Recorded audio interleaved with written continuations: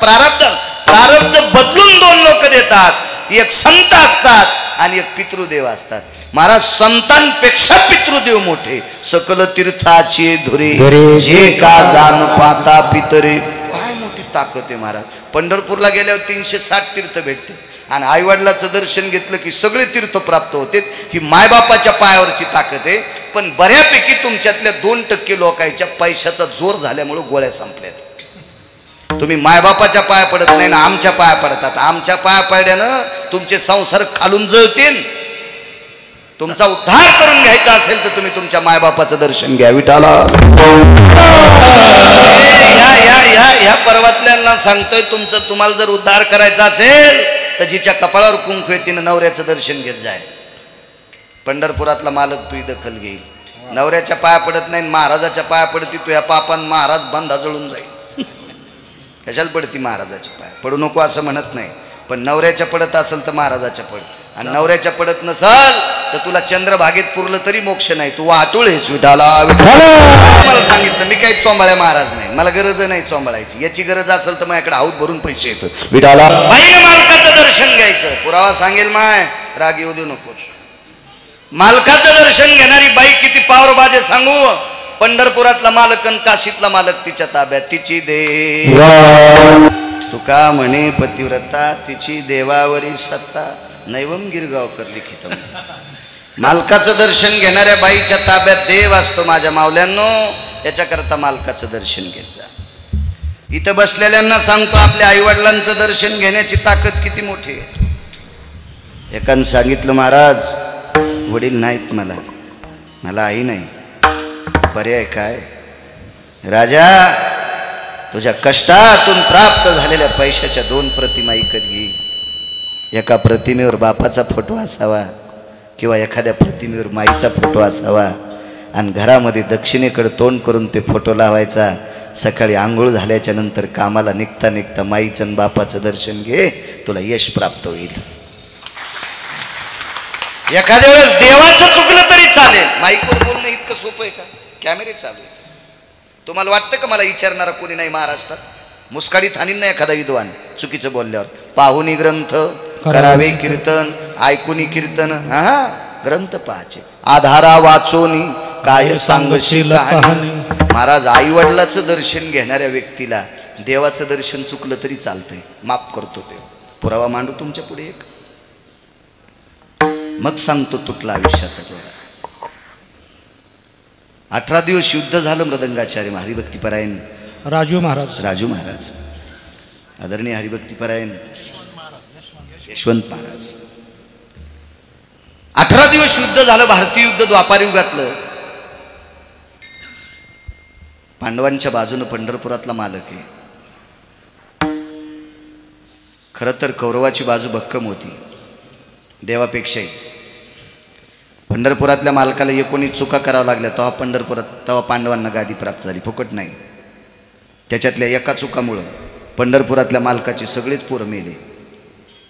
वज्र नावाचा नातू सोडून द्याला तो. 56 कोटी यादव मैरेक नावाची दारू पिऊन मेले. ती पंढरपुरातल्या मालकानं स्वतः चूक केली ती. मी नाही सांगत, पाहावे पुराणी विचारून. तेव्हा पांडवांना गादी प्राप्त झाली. मायबापाच्या दर्शनाची ताकद किती मोठी आहे. काही लोकांना वाटत असेल काय गिरगावकराच्या गोळ्या संपल्या. संपू दिन माया, तू या टायमाला घे, माझ्या संपू दे. कारण मला याच्या गोळ्याच चालू नाहीत. गोळ्या चालू आहेत कमरेच्या, ह्या नाही. याच्या ज्या दिवशी गोळ्या चालू होत्या त्या दिवशी पपेच माय ऐकायची नाही. तुम्ही कशी कीर्तन ऐकत? पपेच माय म्हणजे माझी बायको. 18 दिवस युद्ध चाललं. पंढरपुरातल्या मालकाने भीमदादाला सांगितलं, दादा दुर्योधन मारायचा आहे. दादानं सांगितलं, पहिल्यापासून टपतोय मी त्याला मारण्यासाठी. ह्या नालायकानं माझी पत्नी मांडीवर बसवली. चोळीची गाठ सुटल्याच्या नंतर तूप वाढायला लावलं. भरसभेत वस्त्रहरणा करता ओढीत आणली. रजस्वाला असताना केस मोकळे असताना केसाला धरून ओढीत आणली. सामान्य पापी आहे का दुर्योधन? याला मी मारणार. देवानं सांगितलं, भीमदादा याला कुठेही गदा माराई मरत नाही, फक्त एकाच जागेवर मारल्यावर मरतय, ती मांडीवर. तर भीमदादा म्हणले मी युद्धाचा नियम मोडणार नाही. तर पंढरपुरातले मालक म्हणले राजकारणात साम दाम दंड हे धकत असते.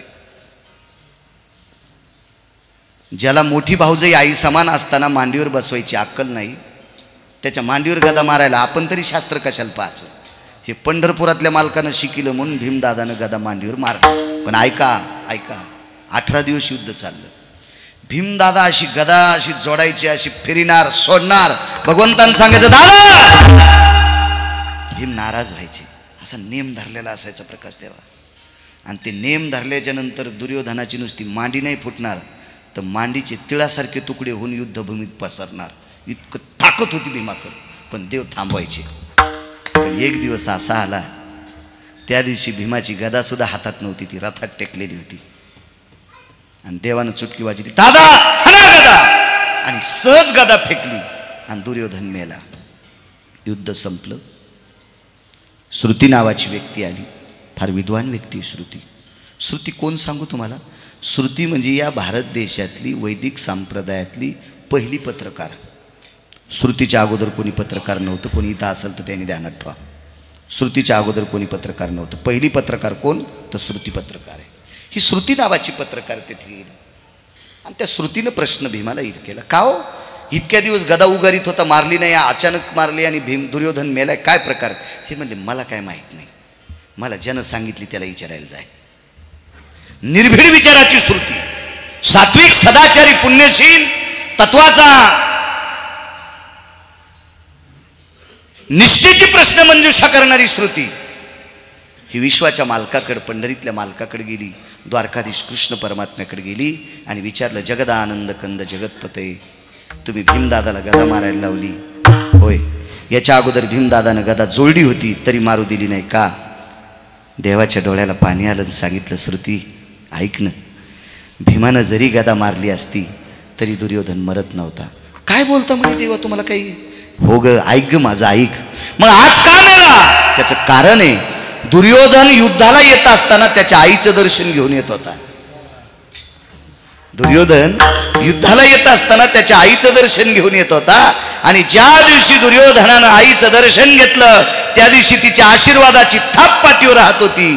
भीमानं नाही, कोटी कृष्णानं गदा मारली असती तरी दुर्योधन मरत नव्हता. मग आज मेला का? आज गदा मारल्यावर का मेला? आज अनावधानानं दुर्योधन आईचं दर्शन घ्यायचं विसरला होता. महाराज, एकच दिवस आईचा आशीर्वाद प्राप्त नाही झाला तर हे लोकातली यात्रा. दुर्योधन 3.5 वज्रापैकी एक वज्र होता. दुर्योधन काय सामान्य होता का? महाराज, त्याला आशीर्वाद होता आईच्या कृपेचा, दृष्टीचा. पण एक दिवस आईचा आशीर्वाद न मिळाल्यामुळे हे लोकातली यात्रा दुर्योधनाला सोडावी लागली. या भारत देशातल्या इंद्रप्रस्थाच्या राजाला यात्रा सोडावी लागली. महाराज, ही केवळ आईचा आशीर्वाद नव्हता. म्हणून तुका म्हणे पितृ आशीर्वाद देती. आपल्या आईवडिलांचं दर्शन घेत जा, आपल्या पतीचं दर्शन घेत जा. परमार्थ करायचा ना माझ्या माईंनो. हरिपाठ वाचायला वेळ नाही भेटला तरी नाही भेटू द्या. ज्ञानेश्वरीच्या वया नका पाठ करू, गाथा नका पाठ करू. पण ज्या सासू सासऱ्यांनी आपल्यासाठी काबाड कष्ट करून संपत्ती कमवली त्यांना टायमाला जेवायला देत जा. हजारो कीर्तन ऐकल्याचं पुण्य तुम्हाला प्राप्त होईल. आणि तुम्ही कीर्तन ऐकायला दम नाही, भागवत ऐकायला दम नाही, महादेवाला भिजवायला दम नाही, पांडुरंगाला मंजुळा व्हायला दम नाही, आणि सासू सासऱ्याला टायमाला भाकर देत नाही, झोपीत छत अंगावर पडन विठाला.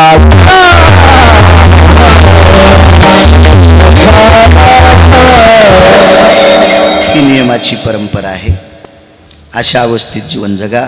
माझा विटेवरचा मालक कृपाळू तुमचं कल्याण करेल. माझा काशीतला मालक कृपाळू तुमचं कल्याण करेल. भगवान गणेशाची स्थापना 10 दिवसाचा उत्सव गणेशोत्सव आहे.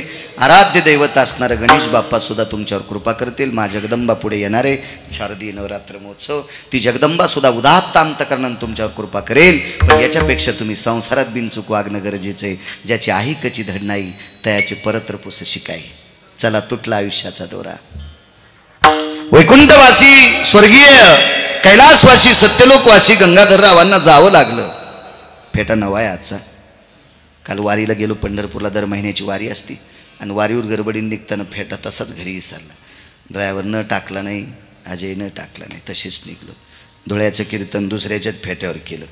इथं आल्यावर मग रात्री विठ्ठलरावकडे न्यारकरकडे मुक्कामाला होतो. सकाळी त्यांनी घेतला, दिला एका दुकानदारानं, बांधला फास घेतल्यावर आणि कसा तरी विठाला विठाला.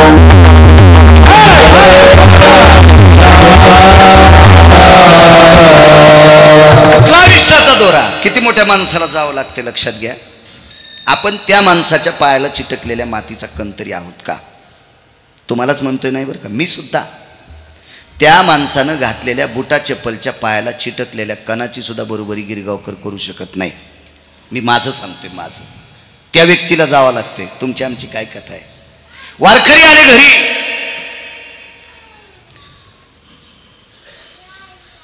त्या घरातल्या कुटुंब प्रमुखांनी पत्नीला सांगितलं, प्रिये,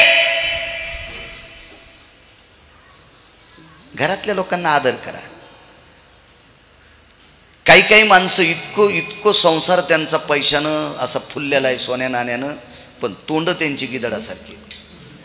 बायकोला धड बोलणार नाही, माईला धड बोलणार नाही, बापाला धड बोलणार नाही, आणि पैशाचा तो वास सुटलाय त्याच्या घरात. पण थुत्तर मात्र गिदडासारखं. काय बोलतील काही मिळच नाही. महाराज सप्त फेरे आई वडिलाचं गोत्र सोडून जी आपल्यात आली ती लक्ष्मी, आपल्याकडे ग्रहलक्ष्मी म्हणण्याचा पद्धत होती. तिला आदरानं बोला ना, बोला तिला आदरानं. ती काही तुमच्या मागे लागून आलेली नाही, आदरानं बोला. लालनात पालयन्ते भार्या, श्रुतीचा नियम. बायका खूप झाल्या, पण तुम्हाला सुद्धा नियमाची चौकट आहे. आयुष्यभराचा तुमचा होका ज्या कुळातल्या एका पुरुषानं पत्करलाय त्याला देव समजून जीवन त्याचं कडीला न्या. देव तुमचंही चांगलं करील. कारण आचारसंहिता ही एक पात्री नसते, सगळ्यांना सारखी असते. प्रत्येकानं नियमाची चौकट पाळायची. प्रिय जी, जी शब्द आला, जी शब्द. महाराज कीर्तनाला दम नाही, भागवताला दम नाही, रामायणाला दम नाही, आता तर शिवपुराणाला पण दम नाही. प्रचंड शिवपुराण चालू. गुण कोणाला आहे? एवढी पुराणं ऐकणारी माणसं म्हातारे सुद्धा. आमची म्हातारी बाहेर गेली, मग तू तरुण आहेस का? आमची म्हातारी बाहेर गेली, तू हिरो आहेस का? आणि म्हातारी सुद्धा म्हणते, महाराज कवाशी आलात? बरं बरं बरं, म्हातारं दर्शनाला गेले, तू हिरोनी आहेस का? हा कीर्तन ऐकण्याचा पुरुषार्थ आहे का? ही भागवत ऐकण्याचा पुरुषार्थ आहे का? ही रामायण ऐकण्याचा पुरुषार्थ आहे का? ही शिवपुराण ऐकण्याचा पुरुषार्थ आहे का? महाराज 100 जरी पार केली तर नवऱ्याला मालकच म्हणा. एकाही देवाच्या पाया पडू नका, तरी सगळे देव तुमच्यावर छत्री धरायला येतील, पण नवऱ्याला मालक म्हण. आणि आदरानं नवऱ्यानं सुद्धा तिला लक्ष्मी म्हणावं.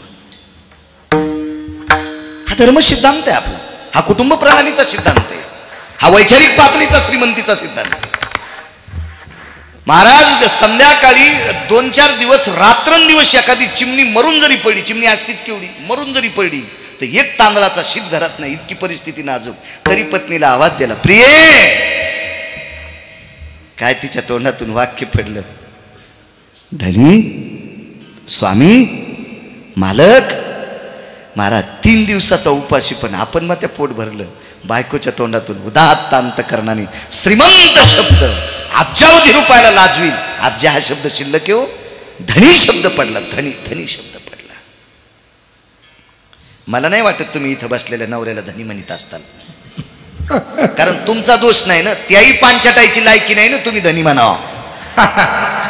कशा खुश झाल्या बायका बघा ना. बायकोनं आपल्याला धनी म्हणावा तितका दर्जा आपला गोड पाहिजे, लक्षात घ्या. आपण तितकं दर्जेदार वागलं पाहिजे. सुनेनं सासऱ्याला आदरानं मामनजी बनावा, सासरा तितका दर्जेदार असला पाहिजे. मी नेहमी एक चौकट सांगत असतो, सुनेच्या पुढून सासऱ्याच्या पुढून जाताना सुनेनं पदर पडू द्यायचा नाही, सासऱ्याच्या पुढून जाताना सुनेनं पदर पडू द्यायचा नाही, आणि सून स्वयंपाक करताना सासऱ्यानं चुलीला पाय लावून शेकायचं नाही. क्या बात. सून जर सासऱ्याच्या पुढून जाताना पदर पडू देत नसेल तर किचन मध्ये सासऱ्यानं जायचंच नाही. त्याला बैठकीत सगळा चहा मिळते, दूध मिळते, कॉफी भेटते, जेवायला हॉलमध्ये ताट मिळते, त्याला बैठकीत स्वयंपाक घरात जायचं काय काम आहे? आणि तरी सासरा स्वयंपाक घरात जात असेल तर बेलनं इकून ठोकायचं, इकून काढायचं. नाही निघलं तर हातुड्यानं ठोकायचं आणि इकून काढायचं सासऱ्याच्या तोंडातून बेलनं. पोळ्या लाटायचं बेलनं. कवडीचं पाप लागणार नाही. आचारसंहिता जनतेनं आपले नियम सांभाळायचे. महाराज आपोआपले नियम सांभाळले की अडचण येत नाही. एकदा हिंगोलीला एक SP आले. एस टी महामंडळाचा कार्यक्रम होता आणि 10 मिनिटं ते बोलत राहिले. त्यांनी सांगितलं नियम आणि यम, नियम आणि यम दोघं मित्र येतं. नियम आणि यम हे मित्र येतं, पण नियम मोडला की यम घेऊन जातो. नियम मोडला की यम मोजितच नाही, घेऊन जातो. नाही तर नियम आणि यम हे दोन कट्टर मित्र आहेत, लंगुटीयार आहेत, पण नियम मोडला की यम घेऊन जात असतो.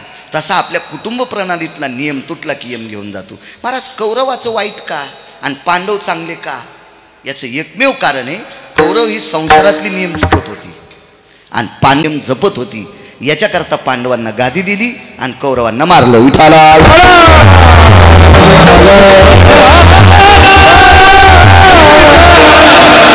वागण्याची पद्धत सांगतोय तुम्हाला. तुमच्याकडे गाय म्हैस काय असेल, इथं मोजक्या लोकांकडे असतील, कारण खातिके गालंना हातिके बाल लगेच लक्षात येत असतील. शेण काढणाऱ्याचे चेहरे लगेच कळत येत नाही. हे गाय पाळीत नाही, मसड पाळीत नाही, याच्याकडे काय नाही. फार काय असलं त्याच्याकडे कुत्रा असेल 1-1.5 लाखाचं, ते पण विदेशातलं. हा, ते त्याच्या पलंगावर बसल. कारण बऱ्याच कुत्र्यांना कळत नाही कुत्रे कुठं ठेवा. मी कुत्रे म्हणतो, विठाला विठाला.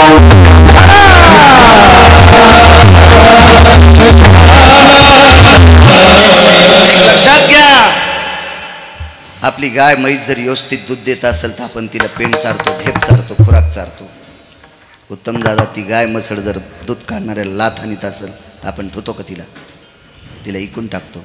कोणाचा न्याय? पशुचा न्याय, प्राण्याचा न्याय. मग हा न्याय आपल्याला नाही का? आपण जर चुकीचं वागत असेल तर संसारातल्या लोकांना आपण तरी कसे आवडू? नाही, याच्याकरता चांगलं वागणं. प्रिय, जी धनी शब्द आला, तुटला आयुष्याचा दोरा सांगतोय. जीत शब्द आला, जी धनी. काय शब्द आहे महाराज तो. लाखो रुपये तोळा इकत भेटणार नाही. त्याला घेऊन पाठीमागे बसा ताई साहेब.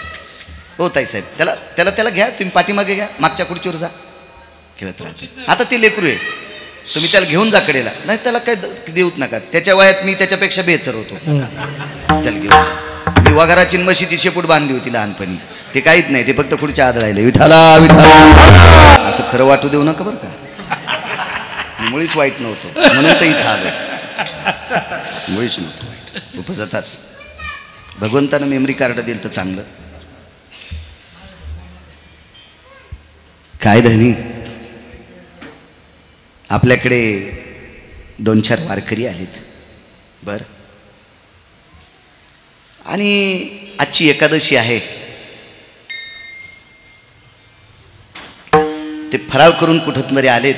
आजचा विषय संपला, पण उद्या द्वादशीचं जेवायला पाहिजे.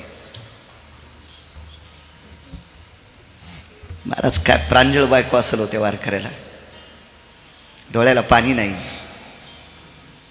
शब्दामध्ये मुळीच अशी अस्ताव्यस्त चढ उतार नाही. एकच शब्द वापरला, स्वामी. 4 वारकरी आपल्या इथून उपाशी गेलेच नाही पाहिजे, पण आपण त्या चौघांची सोय कशी करायची बरं मालक? ती म्हणलीच नाही, घरात पीठ नाही दादा, तांदूळ नाही म्हणलीच नाही, डाळ नाही म्हणलीच नाही, तिखट नाही म्हणली, तेल नाही म्हणलीच नाही. ती एकच म्हणली, आपल्याकडचे 4 वारकरी उपाशी जाऊच नाही. आपल्याला याच्यासाठी काय करावं लागेल? त्याच्यातला एक प्रयत्न सिद्धांत सांगतो. मुलगा चतुर आहे, हुशार आहे, सात्विक आहे, सदाचारी, पुण्यशील आहे. एक सांगू का जाता जाता तुम्हाला? तुम्ही फार मोठी माणसं आहात, आणि त्यातल्यापेक्षा मी ज्या प्रांतात राहतो त्याच्यापेक्षा तुम्ही 40 वर्ष पुढे आहात. मी राहतो मराठवाड्यात. आमची पिकलबडी तर कळी घोडी नाही तर उदो आंबाबाईची पडली. निसर्ग बरा असल्यामुळे बरं आहे आमचं सध्या. तुमच्यावर लक्ष्मीची कृपा आहे, जलदेवतेची कृपा आहे, छान आहे. आणि तुमच्यासारख्यांना शिकविणं म्हणजे आडत दुकानदाराला मात्र चालणार नाही शिकविणं. मी काय शिकू शकतो तुम्हाला? तुम्ही इतकी मोठी आहात. पण सांगू, श्रीमंत कोणाला म्हणायचं? ज्याचा मुलगा बुटा हरपून घरी येत नाही असा मुलगा ज्याला आहे त्यानं म्हणायचं मी श्रीमंत आहे. ज्याचा मुलगा बायकोनं केलेला स्वयंपाक जेवण्यासाठी घरी येतो त्यानं म्हणायचं मी श्रीमंत आहे. ज्याच्या मुलाला उचलून आणावं लागतंय अशी त्याच्याकडे कोट्यानं जरी संपत्ती असेल तर त्यानं म्हणायचंच नाही मी श्रीमंत आहे. तो पैशानं जरी श्रीमंत असेल तर वैचारिक स्थितीनं तो 1 नंबरचा भिकारी आहे. जगातला सर्वात मोठा श्रीमंत कोण असेल त्याच्या घरातली माणसं सात्विक असावा, तो श्रीमंत आहे, तो श्रीमंत आहे. आई वडिलांचं चिंतन चालू आहे, उद्याची वारकरी उपाशी जाता कामा नये. मुलांना सांगितलं, बाबा तुमच्या दोघांचा पर्याय संपलाय, माझा ऐकता का? काय करायचं? 4 वारकरी जेवून जावा याच्याकरता आपण एका किराणा दुकानदाराच्या घरी चोरी करू.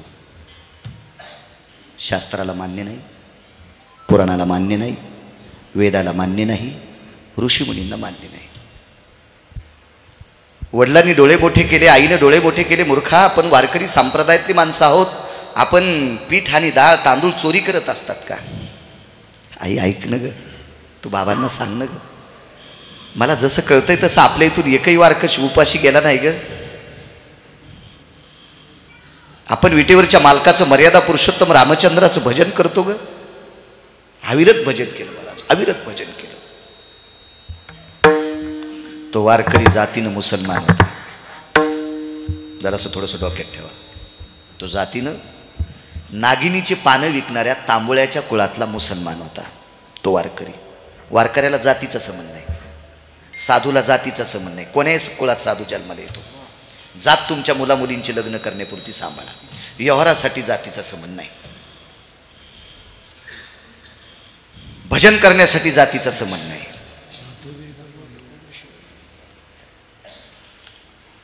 भजन तर आधी करून वेश्या, इतका शब्द सांगतो, आधी करून वेश्या. चांडाळाही अधिकार.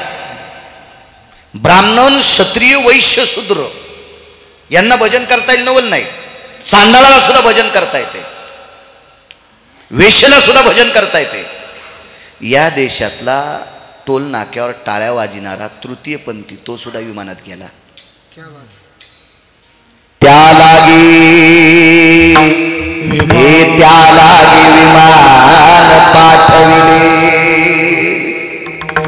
दादू खोदू नावाचा पिंजारी विमानात बसून गेला. महाराज विमानात बसून गेला.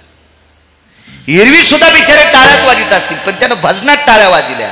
हे त्या लागी विमान पाठविले, त्याला सुद्धा विमान पाठवलं.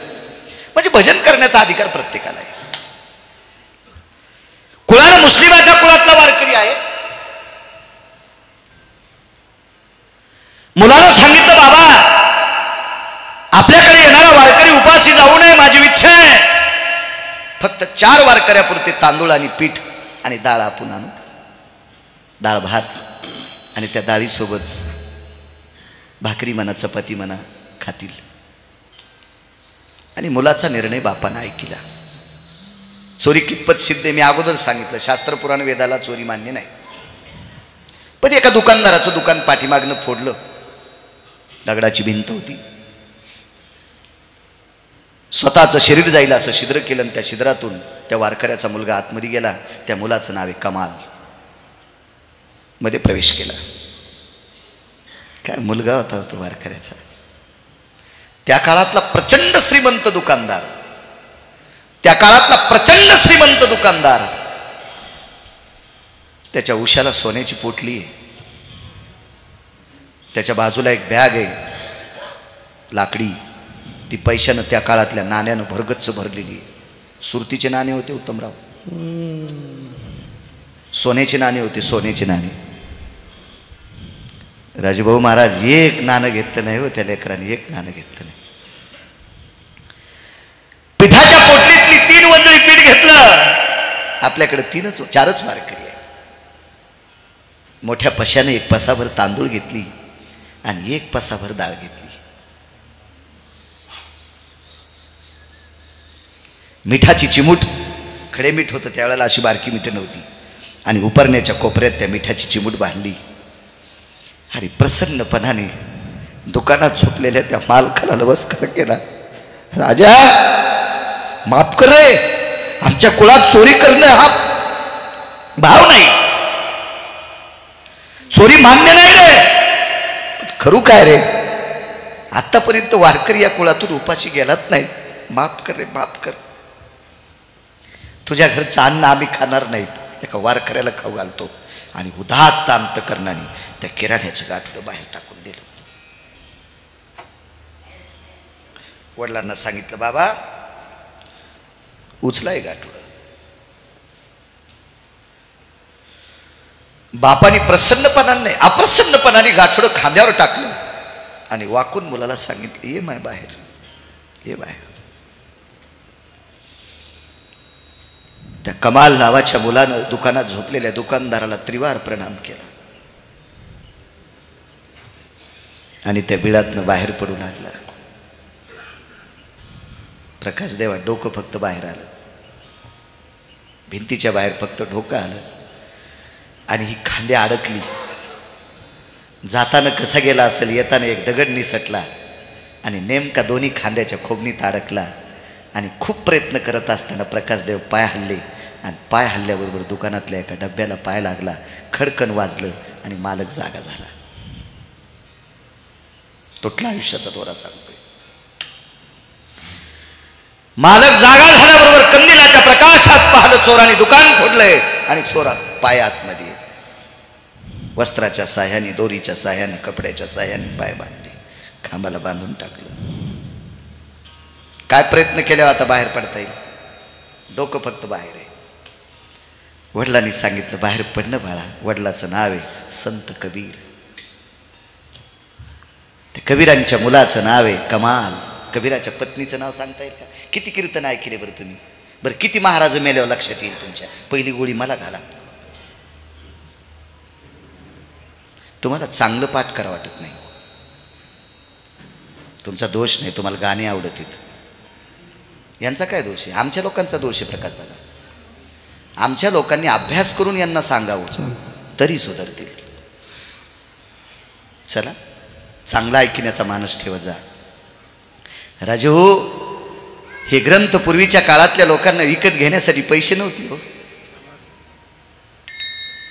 ज्या ग्रंथाच्या कृपेने आम्ही महाराष्ट्रात ज्याच्या नाही त्याच्या घरच्या भाकरी खातो. एखाद्या वेळेस त्याच्या नातेवाईकाला विठ्ठलराव मधात प्रवेश नसेल, काय रे उमेश, एखाद्या वेळेस नातेवाईकाला प्रवेश नसेल चुकीचं वागणाऱ्या, पण महाराजाला ज्याच्या नाही त्याच्या घरी जागा भेटते हो. ह्या ग्रंथाची कृपा आहे. तो ग्रंथ तुमच्या मोबाईलमध्ये आहेत. तुमच्या मोबाईलवर बोट फिरवलं, ज्ञानेश्वरी सापडेल, गाथा सापडेल, रामायण सापडेल, भागवत सापडेल, शिवपुराण सापडेल, जगातले उपन्यास सापडतील. पण तुम्ही ते वाचवण्याचा प्रयत्न करा. तुम्ही चांगलं वाचिताना राजू, विश्वाचा मालक तुम्हाला वाचविल. वाचा चांगलं. आपला अमूल्य वेळ नालायकाला चॅटिंग करण्यासाठी नका घालू. त्याच्यासाठी दिला नाही वेळ. एक क्षणभर सुद्धा वेळ वाढवता येत नाही. कशाला मूर्खाला चॅटिंग करता? तुला वाढदिवसाच्या शुभेच्छा. सकाळीच बायकून हाणलंय त्याला. बायकोनं तोंड फुटूस तर ज्याला हाणलंय त्याला तुम्ही वाढदिवसाच्या शुभेच्छा देता. तुमची नाही हाणायची का बेलण्यानं? कशाला वेळ घालायचा? अमूल्य वेळ दिला देवाने. अमूल्य अमूल्य. असाध्य ते साध्य करिता सायास, कारण अभ्यास तुका म्हणे. हा वेळ मातीत नाही घालायचा मूर्खांसाठी, चांगल्यासाठी घाला. बाबांनी सांगितलं येणं बाहेर रे. महाराज आता दुकानदारानं आपले पाय बांधले, त्यावर ती चोर पकडलाय. दुःख आहे का नाही? पण तिला इतकं दुःख नाही. सुख कशाचं माहिती आहे का? वारकरी जेवून जाणार आहेत. बाबांना सांगितलं बाबा काळजीच करू नका, आता मी बाहेर येणं शक्य नाही. भिंतीची दगडं खांद्याला अडकलीत, मला बाहेर येता येत नाही. वडिलांना सांगितलं भिंत मोठी करण्यासाठी माझ्याकडे साधन आहे. मी भिंतीचं पुन्हा छिद्र मोठं करतो. तुम्ही मोठं करून काही फायदा नाही. आतला मालक उठलेला आहे आणि त्यानं माझे पाय बांधलेत. माझं काही असू द्या, आपल्याकडची ही जर चर्चा झाली तर वारकरी प्रसाद खाणार नाहीत. कारण कशाचं अन्न आहे? चोरीचं आहे. आपण चोर आहेत असं जर वारकऱ्याला कळलं तर आपल्या घरचं जेवणार नाहीत. एक दुसरी गोष्ट, चंद्र सूर्य येतोपर्यंत आपलं नाव जाईल. माझं एकच ऐका बाबा, हे गाठोडं खांद्यावर घ्या आणि खांद्यावर गाठोडं एका हातानं धरा आणि दुसऱ्या हातानं तुमच्या हातातली जी कट्यार आहे तिनं माझं डोकं कापा आणि हे डोकं घेऊन जा. म्हणजे समाजात चर्चाच होणार नाही. मी तुमचा मुलगा आहे, मी तुमचा मुलगा आहे असं कोणाला कळणार नाही. कापा माझं डोकं, कापा. असं 2-3 वेळेस मुलगा म्हणला. वडील काय म्हणले मुलाला माहिती? रडले नाही बरं, वाक्य नीट लक्षात ठेवा प्रकाश दादा, रडले नाही. कारण ही वैराग्याला, त्यागाला, दुःखाला गिळून पलीकडचं जीवन जगणारी माणसं होती. त्याच्या पलीकडची होती उत्तम दादा, त्याच्या पलीकडची होती. मरण माझे मरून गेले याच्या पलीकडची लोक होती. महाराज काळाच्या डोक्यावर पाय देणारी माणसं होती. जगा काळ काय आम्ही माथा दिला पाय, या सत्तेवरच आरूढ असणारी माणसं होती. ती तुमच्या माझ्यासारखी भ्याकाड कुत्री थोडी होती. हा, गुटखा फेकणाऱ्या पळालेल्या मांजरासारखं लोक थोडं जीवन होतं तुमच्या माझ्यासारखं त्यांचं. ही वेगळ्या सत्तेतली लोक होती. आणि मुलाला सांगितलं बापानं, बाळा मला 3 वेळेस म्हणतो डोकं कापा, एक क्षणभर विचार करतोस का? काय बाबा, माझी जागा तू घे, माझी जागा तू घे आणि तुझी जागा मी घेतो. डोकं कापता येतं का तुला? अर्थ काय माहितीये का? बाळा तू बाप होऊन पाय, हे बाळा तू बाप होऊन पाय, आणि बाप झाल्या पोराचं डोकं कापता येतं का? लक्षात घे रे, मला डोकं कापायला सांगतोस. मुलानं डोळे झाकले आणि तोंडातून एक शब्द वापरला, बाबा एक काम करा. परिस्थिती आपल्यावर बिकट आली, नावासाठी जगायचं नाही आपल्याला, पण आपल्या घरी आलेली वारकरी उपाशी जाऊ नये याच्याकरता माझं डोकं कापा. पंढरपुरातला ठरविल आपल्याला काय करायचं ते नंतर ठरविल, पण माझं डोकं कापून घ्या. बापानं सांगितलं, मी बाप रे, तुझं डोकं कापता येणार नाही. काय मुलगा हुशार होता. बाबा मला तुमचं वाक्य,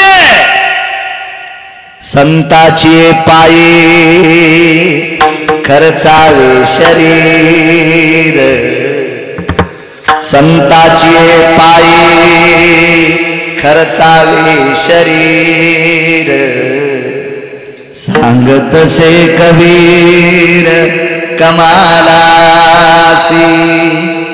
सांगत से कबीर कमालासी.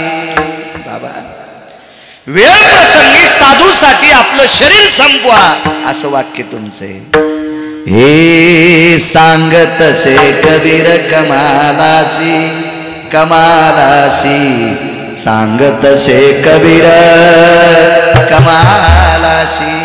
बाबा तुम्ही मला एके दिवशी सांगितलं होतं हे पवित्र शरीर वारकऱ्यांसाठी संतांसाठी संपवायची वेळ आली तरी मागं पुढं बघायचं नाही. आज ते पुण्य माझ्या पदरात पडलंय, माझं शरीर वारकऱ्यांना जीव घालण्यासाठी संपत आहे. कापा.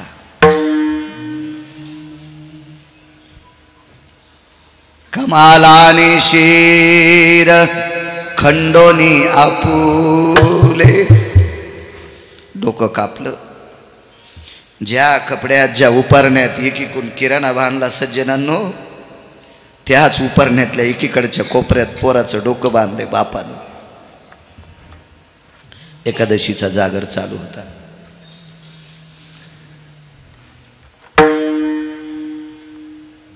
किराण्याचं गठुडं पत्नीपाशी देऊन टाकलं. ते किराणा रिचवला पात्रात आणि पोराच्या डोक्याचं गाठुडं एका कोपऱ्यात बांधून टाकलं. प्रसन्न अंतकरणाने स्वयंपाक केला. वारकऱ्यांनी सांगितलं, यजमान आमच्या पंक्तीला असावा. काय जीवन असेल महाराज या लोकांचं. पोराचं डोकं घरात टांगलेलं आहे, डोकं कापलेलं घरात टांगले, आणि तो बाप महाराजाच्या पंक्तीला जेवायला बसायला शक्य येईल का महाराज आपल्याला?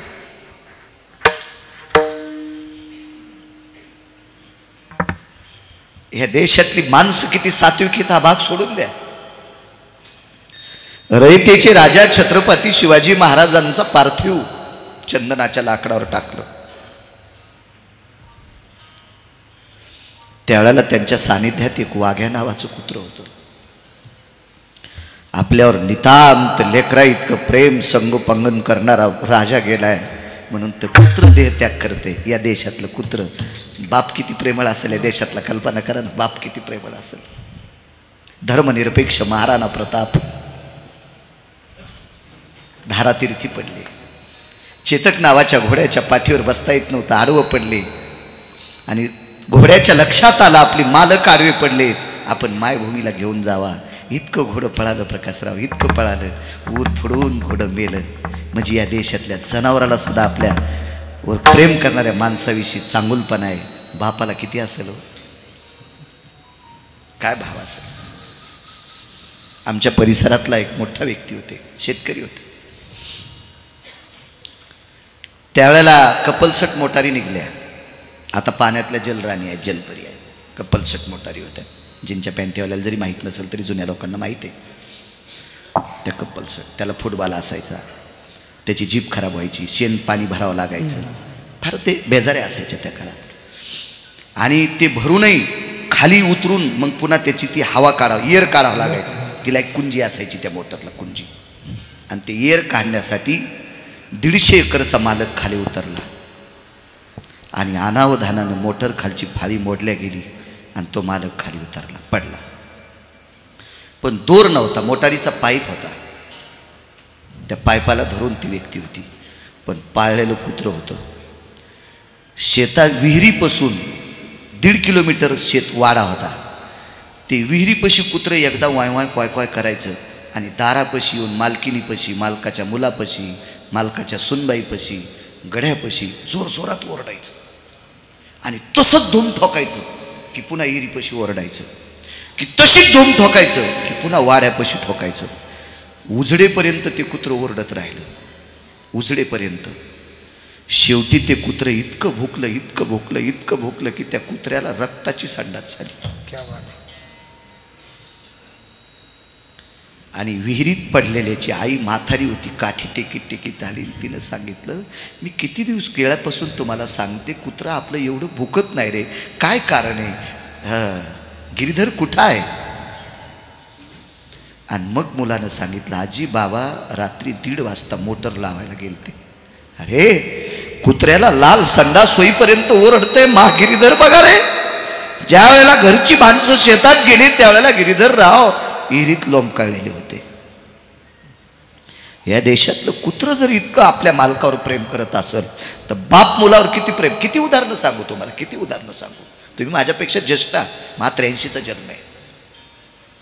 पण महाराष्ट्रभर फिरून फिरून फिरून नाना प्रकारच्या जीवट सत्यकथा मी हाताळल्या. एका बाईला मुलगा, एक MD मेडिसिन, एक शेतकरी. पण अचानक एक हृदयविकाराचा झटका आला आणि तो मुलगा मृत्यू पावला. 2 मजली घर होतं उत्तम दादा. आईला कळालं तुमचा मुलगा वारलाय. महाराज ती ॲम्ब्युलन्स दारात आली. सगळी लोक आता त्यांना कुठं टेकायचे, कोण्या हॉलमध्ये टेकायचं, कोण्या बैठकीत टेकायचं, हा भाव होता. तेवढ्यात आई वरी गेली आणि ॲम्ब्युलन्समधून काढलेल्या पोराचा चेहरा दुसऱ्या मजल्याहून पाहिला आणि बाजूच्या कोपऱ्यात जाऊन खाली उडी टाकली. मुलांना आईला एकाच शेजारी पेटवलं. महाराज काय भाव आहे, काय प्रेम आहे देशामध्ये. आपल्या वारकरी संप्रदायातला अधिकार बघायचा असेल तर माझी लेकरं सुखानं जगावं याच्याकरता विठ्ठल पंतांनी, रुक्मिणी आई साहेबांनी देहांत प्रायचित्त घेतलं, जलसमाधी घेतली. या देशात आई आणि बाप एक वेगळी ओळख आहे. या देशातला आई आणि बाप एक वेगळं तत्व आहे. या देशातला आई आणि बाप एक आगळं वेगळं दैवत आहे. या देशातला आई आणि बाप विश्वातलं कुठलंही सूत्र ज्याची बरोबरी करू शकत नाही ते सूत्र आहे आई आणि बाप.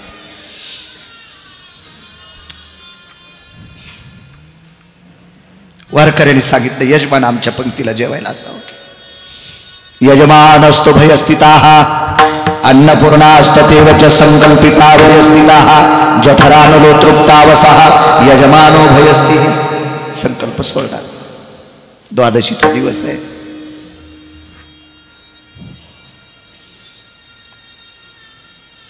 पाणी फिरवलं. मातीचं गाडगं होतं, त्याला कुल्लड म्हणतात त्या भागात, कुल्लड. सगळ्या वारकऱ्यांनी हातावर पाणी घेतलं आणि पात्रात फिरायला सुरुवात केली, पाणी फिरवायला. यजमान कबीराने नुसता हात खाली केला, टप टप डोळ्यातलं पाणी पडलं, तेच फिरवलं. पण एकालाही दिसू दिलं नाही. मुलाचं डोकं कोपऱ्यात कापलेलं बांधलेलं आहे. बापानं कसं जेवावं, तुटला आयुष्याचा दोरा सांगतो. सगळ्यांना वाढलंय, स्वतः कबीराने वाढले. पहिली पंगत. आता पुन्हा पोळी घ्यावं लागेल, भात घ्यावं लागेल, वरण घ्यावं लागेल. आईनं आवाज दिला. अहो ऐकलं का? काय ग, आपला कमाल कुठे आहे? तुम्ही एकदा वाढून घेतलंय, आता कमाल हिंदी भाषेत आली. आप कौन परोसेगा, चावल परोसेगा, रोटी परोसेगा, सब्जी परोसेगा. 2 आवाज आले. आता तिसरा आवाज यायच्या अगोदर जेवता जेवता कबीर उठले आणि झोपडच होतं. कबीराला काही महाल नव्हता. बाजूच्या कोपऱ्यात गेले, पत्नीला एकच सांगितलं, आता कमालाला हात मारू नकोस. का? कमाल ते कपड्यात बांधलेलं आहे, कपड्यात बांधलेलं आहे कपाल.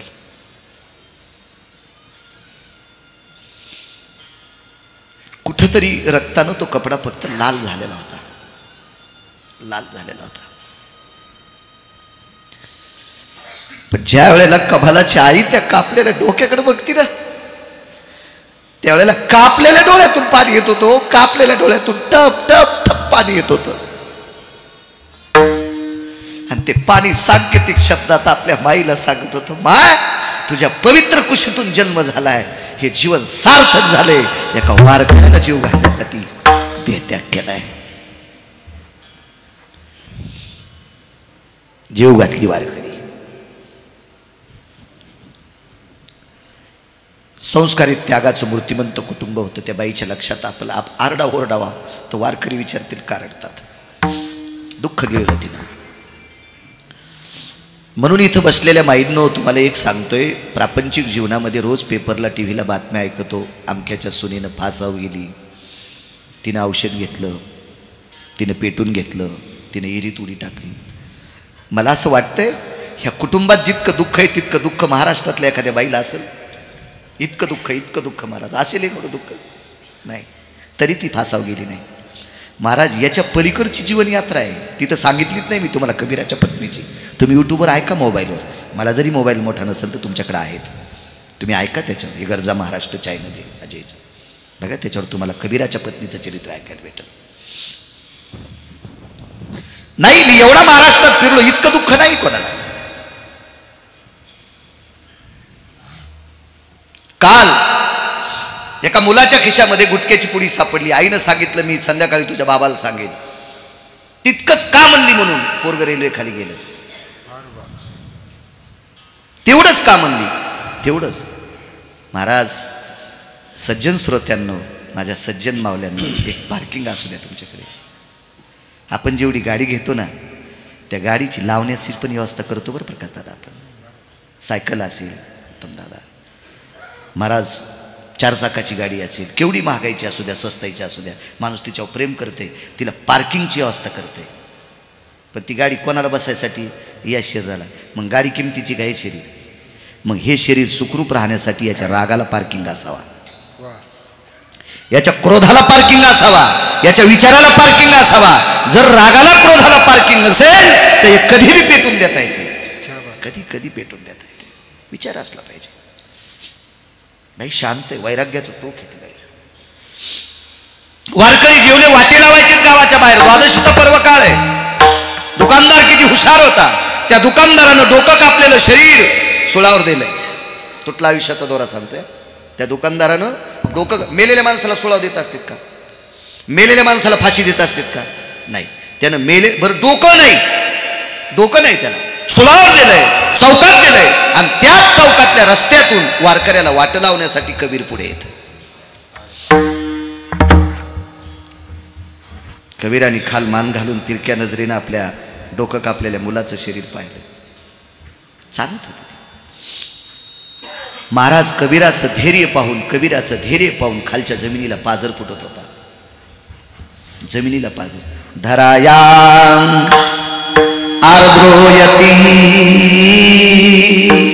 दृश्याम धैर्याति जायते.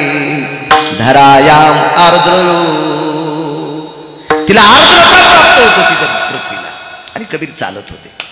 पण कबीर चालत असताना हे 4 वारकरी कबीराच्या पाठीमागे होते. कबीर गावाच्या बाहेर सोडणारे, त्यांना रस्ता दाखवणारे. तुटला आयुष्याचा दोरा, एवढाच पुरावा. वेळ पण झाला वाटतं आपला.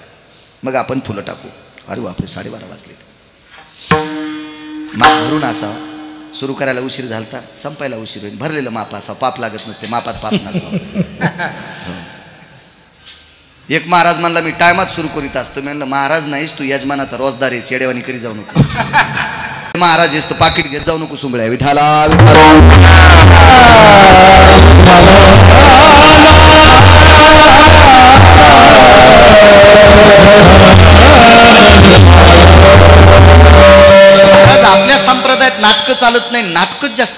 लोक आहेत. मी वर्ष श्राद्धाचं खात नाही, पाकिट कसं घेतो?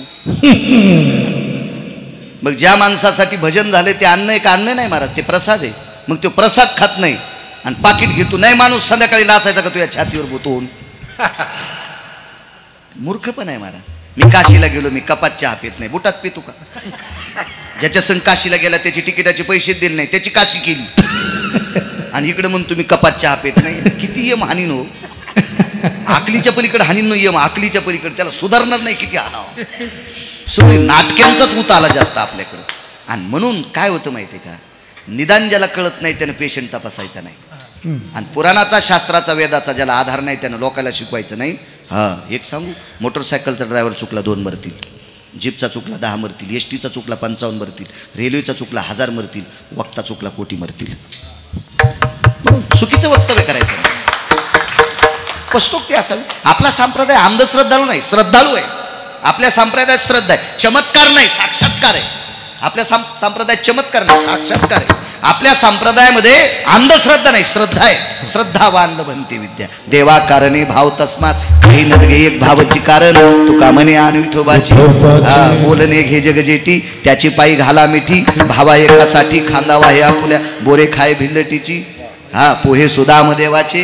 काय महाराज नवरी उचित तात्वर थोडे, तुका म्हणे भक्ती पुढे. आपल्या संप्रदायात श्रद्धेला किंमत आहे, चमत्काराला नाही, साक्षात्काराला किंमत आहे. असो, रस्त्याने जात असताना महाराज डोकं कापलेलं शरीर इथून खालचं, त्यानं लक्षात केलं हे शरीर पवित्र झालंय आणि मेलेल्या बोराचे हात छातीवर जुळून आले. सत्पुरुषाय नमो नमः. माझ्या देहूतल्या मालकाच्या उकोक्तीनुसार संता लोटांगणी, ए संता लोटांगणी, जाता लाज नको मनी. मनसी काहे मागा हेची देगा पांडुरंगा. देवा साधूला लोटांगण घालत असताना लाज वाटली नाही पाहिजे, मला एवढं देऊन टाका. पण साधू पण कळायला पाहिजे. ज्यानं 6 धुतले त्याचं नाव साधू, ज्यानं 6 धुवून काढे त्याचं नाव साधू. अधिकारी होते महाराज. एक डोकं कापलेलं शरीर आपल्याला नमस्कार करतंय, प्रेत नमस्कार करतंय. कबीराची मान दाबली, खांदा. कबीर जी बोलिए, कौन है? किसी का प्रेत है, किसी का मुर्दा है? मला काही कल्पना नाही. मागच्या वारकऱ्याने खांदा दाबला, ते वारकरी नसून वारकऱ्याच्या रूपातला पंढरीतला मालक होता. तो अयोध्येचा मालक होता. मर्यादा पुरुषोत्तम रामचंद्र होता. पुरुषोत्तम. श्रुती नावाच्या पत्रकाराने मारुतीरायाला प्रश्न केला, प्रभू रामचंद्राला पुरुषोत्तम का म्हणतात? असा श्रुती नावाच्या पत्रकार, फार प्रचंड विद्वान पत्रकार, आणि प्रश्न केला. पवनसोत, रामचंद्रांना, दशरथ नंदनाला, कौशल्यापुत्राला पुरुषोत्तम का म्हणतात? ते मारुतीरे होते महाराज, बुद्धिमतान वरिष्ठम. मारुतीरायाने सांगितलं, श्रुती माते विश्वातल्या सर्व पुरुषात उत्तम. पृथ्वीवर जितके पुरुष आहेत का, या सगळ्या पुरुषात राम उत्तम आहेत, म्हणून ते पुरुषोत्तम आहेत. सब पुरुषों में उत्तम, ते पुरुषोत्तम. सगळ्या पुरुषात उत्तम, म्हणून ते पुरुषोत्तम. आणि ते मर्यादा पुरुषोत्तम रामचंद्र वारकऱ्याच्या रूपात आले. खांदा दाबला. कबीरजी बोलिए, मुर्दा नमस्कार करताय, बोलिए बोलिए. कबीराने सांगितलं, गावाच्या बाहेर गेल्यावर सांगतो. गाव संपलं आणि एका झाडाला कवटाळून कबीर रडत होते. वारकरी, महाराज तो माझा मुलगा आहे. महाराज विटेवरच्या मालकाने मर्यादा पुरुषोत्तम रामचंद्रांनी आपलं रूप प्रगट केलं आणि कबीराला कवटाळलं. चलो, पाहिल्याबरोबर कृपा कटाक्ष न्याहाळी. कुठे ते डोकं? घरात अडकवलेलं डोकं आणलं, त्या डोक्यात शरीरावर ठेवल्याबरोबर कबीराचा मुलगा जिवंत. इथपर्यंत दुमत नाही. तो देव आहे, त्याला काय करता येत? अशक्य ते. देवा, अशक्य गोष्ट तुम्हाला शक्य करता येते. भगवान सांगतात, महाराज सांगतात, हे नारायणा, अशक्य तुला शक्य करता येते. तुला काय नाही करता येत? रंकाचा राव, रावाचा रंक, रावाचा पर्वत, पर्वताची राई, सगळं काही करता येतं. कर्तुमा कर्तुम शक्ती देवाची. कबीराचा मुलगा जिवंत केला इथपर्यंत ठीक आहे, पण आता कबीराचा मुलगा आहे का? नाही. एक दिवस दक्षिणेचा राजा आला आणि कमाल नावाचा मुलगा इतका पवित्र होता, पण त्याच्या आयुष्याची माळ दक्षिणेच्या मालकाला तोडात लागली. तद्वत न्यायानं गंगाधरराव सानपांना जावंच लागलं. त्यांच्या आयुष्याची माळ तुटली जशी कमालाची तुटली. म्हणून मालक पहिल्या कडव्यात म्हणतात हालचाल कळाल नाही काय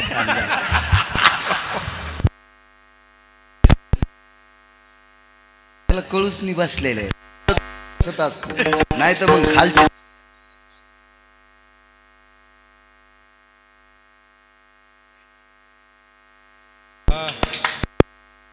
हरिभक्ती परायण गोडसक रत्न आहे.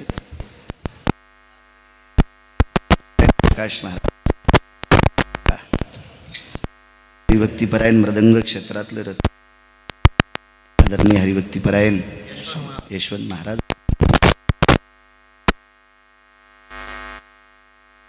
साऊंड वाले सभामंडपात साऊंड देत आहेत. फार छान दिलं बरं.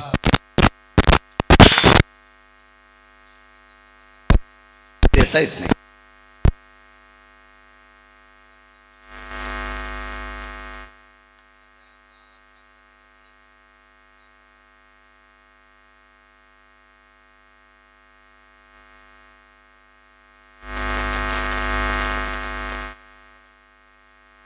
निवृत्तीनाथ ज्यांचे उपासक आहात,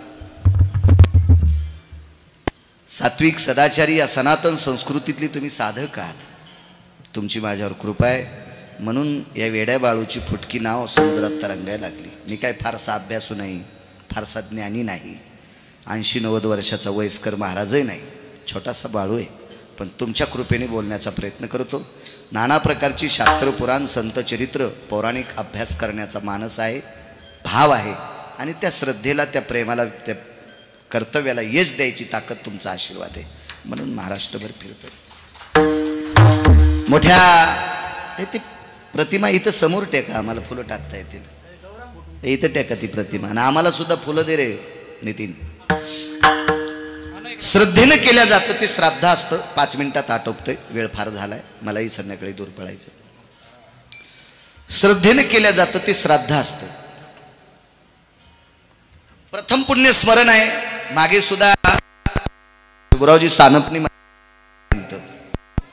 त्याला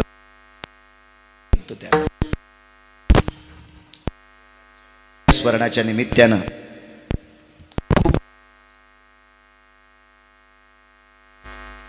येण्याचा योग आला. ज्या कुटुंबाचं माझ्यावर अतूट 100 किलोमीटर लोक आहेत, एका लहानशा बाळाचं ऐकायला ती येतात. त्या सानप कुटुंबाला पुनश्च धन्यवाद देतो. स्वर्गीय वैकुंठ सत्यलोकवासी कैलासराव यांचं पुण्य आज सकाळी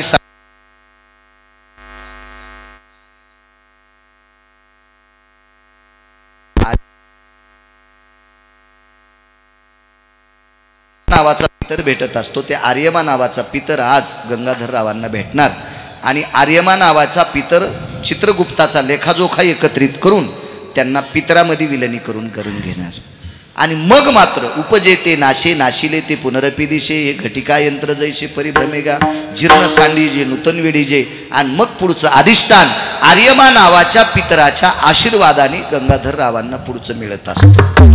गोड अशी सद्गती आणि गोडसा असा अधिष्ठान त्यांना प्राप्त हो अशी पितृगयेच्या चरणी प्रार्थना करतो आणि गोडशी अशी त्यांना एक आदरांजली देतो. निधियाम निधिपदे सकल दिसुदीय निछंद कला